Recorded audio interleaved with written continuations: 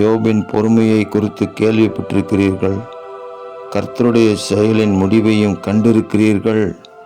கர்த்தர் மிகுந்த உருக்கமும் இரக்கமும் உள்ளவராயிருக்கிறாரே என்று எழுதப்பட்டிருக்கிற வேத வாக்கியத்திற்காக எங்கள் கர்த்தராகிய தேவனுக்கு கோடான கோடி ஸ்தோத்திரங்கள் உண்டாகட்டும்.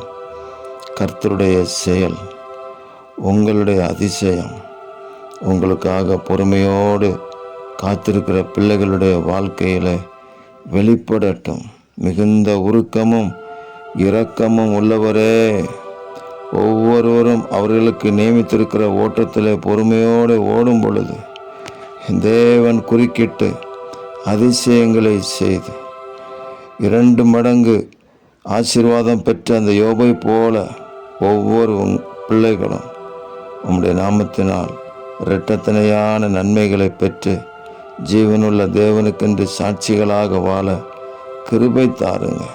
தேவரீர் அப்படி செய்கிறதற்காக ஸ்தோத்திரம். கர்த்தருக்காக பொறுமையுடன் காத்திருந்தேன், அவர் என்னிடமாக சாய்ந்து என் கூப்பிடுதலை கேட்டார் என்று எழுதப்பட்டிருக்கிற வார்த்தையின்படி கூப்பிடுகிற உங்கள் பிள்ளைகளுக்கு ஆண்டவரே நீங்கள் அதிசயங்களை செய்கிறதற்காக ஸ்தோத்திரம். இரட்சகர் இயேசுவின் நாமத்தில் ஜெபிக்கிறோம் பிதாவே. ஆமேன், ஆமேன், ஆமேன்.